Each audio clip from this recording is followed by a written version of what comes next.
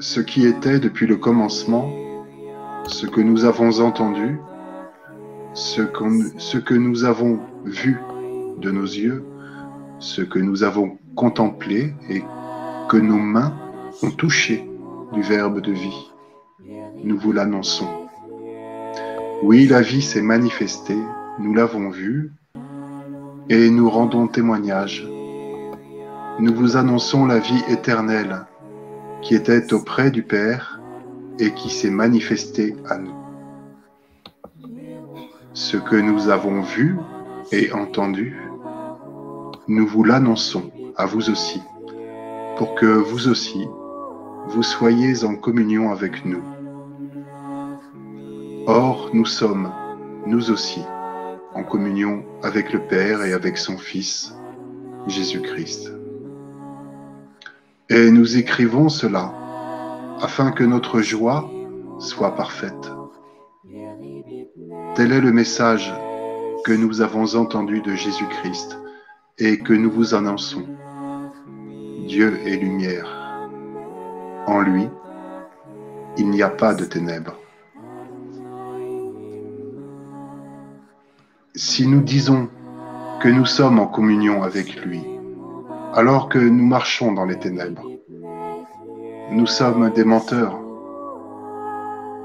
Nous ne faisons pas la vérité. Mais si nous marchons dans la lumière, comme il est lui-même dans la lumière, nous sommes en communion les uns avec les autres. Et le sang de Jésus, son Fils, nous purifie de tout péché. Si nous disons que nous n'avons pas de péché, nous nous égarons nous-mêmes et la vérité n'est pas en nous. Si nous reconnaissons nos péchés, lui, qui est fidèle et juste, va jusqu'à pardonner nos péchés et nous purifier de toute injustice. Si nous disons que nous sommes sans péché, nous faisons de lui un menteur et sa parole n'est pas en nous.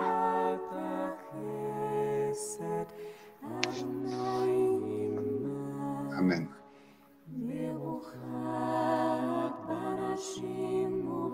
Bonjour, donc je suis à Lourdes et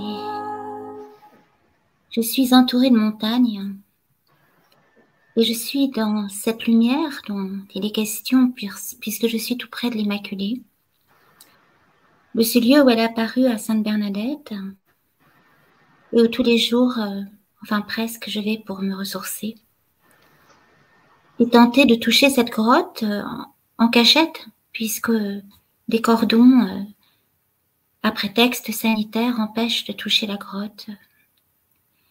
Mais un jour, ou plutôt une nuit, je suis passée outre l'interdiction et je suis passée au-dessous des cordons. Et j'ai pu toucher la grotte. Et beaucoup de gens l'ont fait juste après. Et je me suis rendu compte que parfois il fallait oser, comme dit le psaume, avec mon Dieu, je passe la muraille. Oui, Dieu est lumière, comme il est dit dans cette première lettre de Saint Jean. Mais cette lumière, elle est tellement forte, tellement vive, tellement pleine, qu'elle peut en aveugler certains. Ou plutôt, ceux qui n'accueillent pas cette lumière vont voir leur cœur s'endurcir. C'est peut-être cela, l'endurcissement du cœur. Ceux qui refusent cette lumière vont être éblouis par elle. Et ceux qui l'accueillent vont se laisser traverser, pénétrer par cette lumière, qui peut-être fera mal parce que ça va chasser toutes les raideurs, toutes les ténèbres, tout ce qu'on appelle le péché, c'est-à-dire tout ce qui peut nous séparer de cette source qu'est Dieu. Et cette source qu'est Dieu, c'est notre origine et notre but. Notre origine et notre fin. Nous sommes appelés à la retrouver et nous sommes nés d'elle puisque nous avons été créés à son image. Et il se trouve qu'aujourd'hui, cette souveraineté de l'homme, parce que oui, l'homme est souverain dans la mesure unique, dans l'unique mesure où il dépend de Dieu, où il se reçoit de Dieu. La souveraineté de l'homme, sa royauté, c'est de se recevoir de Dieu. Ce que certains disent, se soumettre à Dieu, c'est en fait se recevoir de lui, tout entier. Et c'est ce qu'a fait la Vierge Marie, la très sainte Vierge Marie. Et c'est pour cela qu'elle est reine. Elle est reine parce qu'elle s'est reçue tout entière de Dieu. Et nous, à sa suite, la première en chemin, qui est Marie, nous devons, à sa suite, essayer de recevoir Dieu, de se brancher comme un nourrisson avec le cordon ombilical qui le relie à sa mère. Nous devons nous recevoir, nous brancher à Dieu. Pardon, ce mot est un peu connoté, mais nous connecter à Dieu. Et tout le péché du monde, c'est d'avoir perdu cette mémoire, c'est d'avoir perdu cette connexion à Dieu. Et ce pardon, cette demande de pardon, c'est en fait un lien qu'on retisse, qu'on tente de retisser. Parce que le pardon, demander pardon à Dieu, c'est prendre conscience qu'on l'aime, que sans lui on n'est rien, et que lui seul détient les clés de la liberté, de l'amour et de la vérité. Parce qu'il n'y a pas de liberté ni d'amour sans vérité. Un amour sans vérité serait une compromission. Et une liberté sans vérité serait une folie, une compromission aussi. Aujourd'hui, l'heure est grave. Nous sommes dans un pays fracturé par des responsables qui provoquent les Français, les insultent, les méprisent, divisent contre communautés, entre religions, entre catégories artificiellement créées, des catégories sanitaires artificiellement créées, et tout cela divise les Français, divise la population mondiale d'ailleurs, parce que ce problème est au-delà de la France. Mais ce qui est en train d'avoir lieu sous nos yeux est un coup d'État transhumaniste, eugéniste, malthusien. Je l'ai déjà dit, nous l'avons dit. Mais ils n'y arriveront pas. Il y aura toujours ce qu'on peut appeler les apôtres des derniers temps, et que sans doute la Vierge à la Salette, à Fatima, à Akita, lorsqu'elle pleurait des larmes de sang, lorsqu'elle parle de ces apôtres des derniers temps, ne sont pas des parfaits. Ce ne sont pas des personnes qui vont comme il faut tous les jours à l'église et qui, en sortant, disent du mal ou appellent à voter pour des personnes qui bafouent tous les droits de la vie, les droits de l'enfant. On ne peut pas.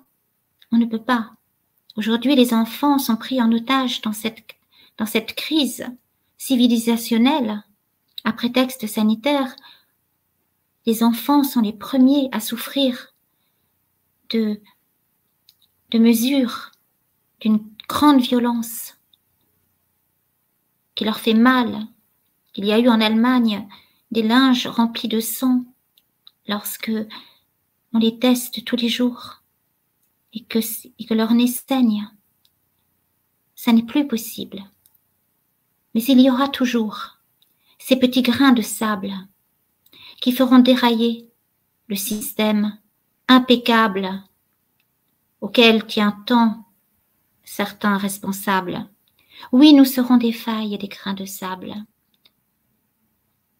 Nous serons quel que soit notre état sanitaire, notre religion ou quoi que ce soit, nous serons des grains de sable chaque fois que nous dirons oui à la vérité, à la liberté, à cette vérité qui est la lumière de Dieu. Et nous serons des grains de sable qui feront dérailler leur système et des failles par où passera cette lumière de Dieu. Et c'est cela, être témoin des derniers temps. Et oui, j'ose le dire aujourd'hui, je m'oppose à tous ces marchands du temple de nos corps, mais ces marchands aussi de scandales et de divisions qui essaient de monter les tribus et les religions les unes contre les autres, car aujourd'hui, tous ceux, il y en a qui se rassembleront sous la même bannière qui est la bannière de la vérité dont l'autre nom est Jésus-Christ. Et cela, jusqu'au bout, se reconnaîtront. Et par leur prière, leur persévérance, leur amour, leur radicalité aussi, ils s'appelleront celui qui vient, et comme l'éclair de l'Orient et de l'Occident, de l'Occident et de l'Orient en Occident, il déchirera le ciel. Viens, viens Seigneur Jésus.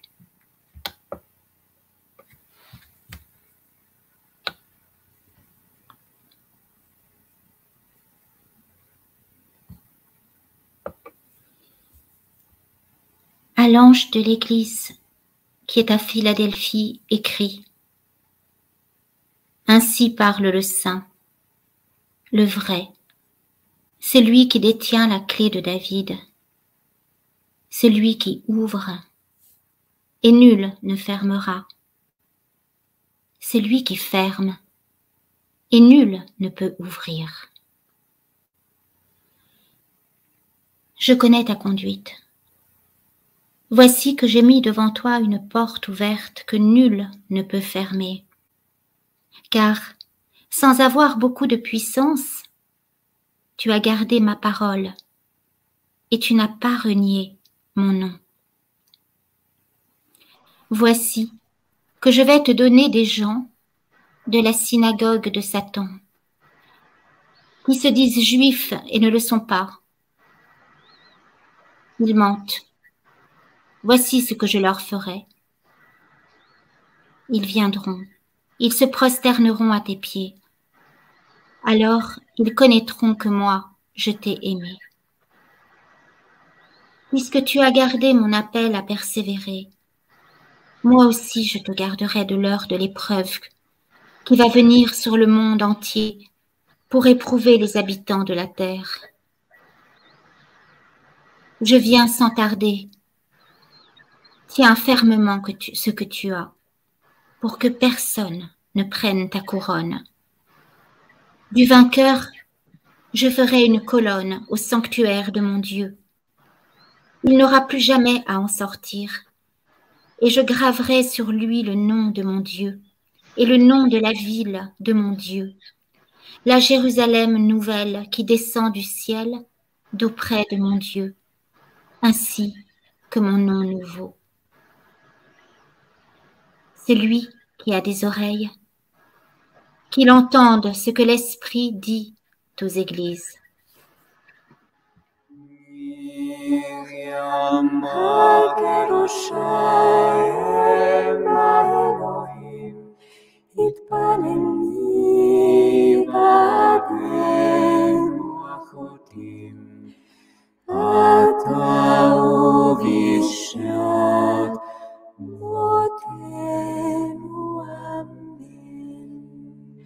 Shalom lach Miriam me'at ha'chesed Adonai imach Meruchat barashim u'baruch Peri b'tnech Yeshua Miriam ha'kedosha התפללי בעדנו החוטאים, אתה ובשעת מותנו אמן. שלום לך מרים מלאת החסד, אדוני ברוכת בנשים וברוך ברבתך ישוע. מרים הקדושה אם האלוהים התפללי בעדנו החוטאים. את אהובי